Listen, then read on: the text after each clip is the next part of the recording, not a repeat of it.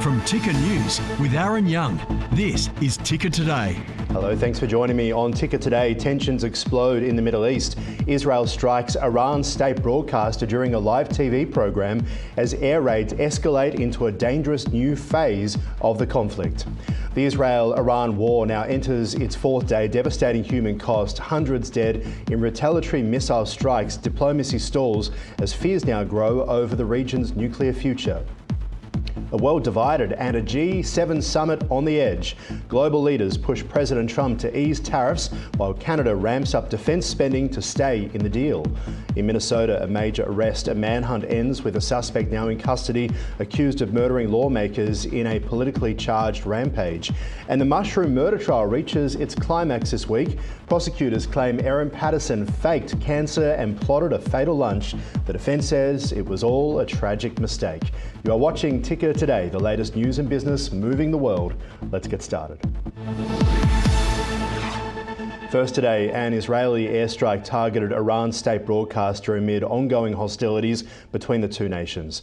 The strike reportedly caused significant damage to Iran's uranium enrichment site and led to escalating military action by both sides. Iran has now urged the United States to intervene and help enforce a ceasefire while Israel continues its offensive operation. This is the moment the airstrike happened during a live broadcast.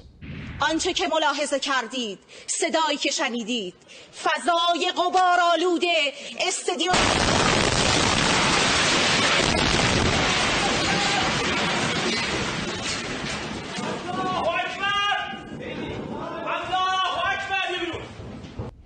Now it comes as Israel and Iran continue to exchange aggressive missile strikes as the conflict now enters its fourth day, causing significant casualties on both sides. In response to Israel's attacks on Iranian military and nuclear targets, Iran now launching counterstrikes resulting in hundreds of deaths and injuries. The situation remains tense, both nations refusing to back down, and planned discussions on Iran's nuclear program have now been cancelled. The US has urged for a ceasefire and expressed a hope for a new diplomatic talks. Officials say Israel wants to end Iran's nuclear program. What we're doing basically is neutralizing the major detonator that loomed large over the entire region. And I believe that once their nuclear program is rendered obsolete, not only it's for the benefit of Israel, I would say also the world itself will be safe.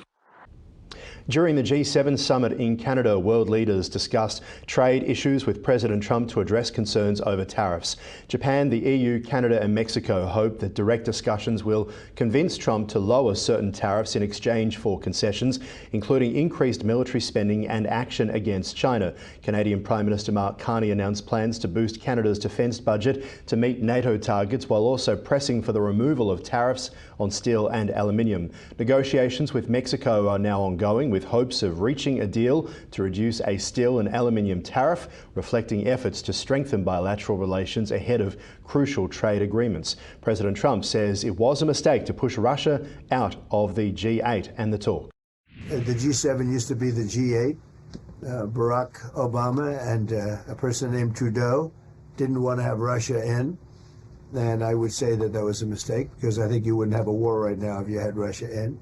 And you wouldn't have a war right now if Trump were president 4 years ago. But it didn't work out that way. But it used to be the G8, and now it's, I guess, what's that, 8 years ago, it switched over. They threw Russia out, which I claimed was a very big mistake. Even though I wasn't in politics then, I was very loud about it. It was a mistake in that you spend so much time talking about Russia, and he's no longer at the table, so it makes life more complicated. But you wouldn't have had the war.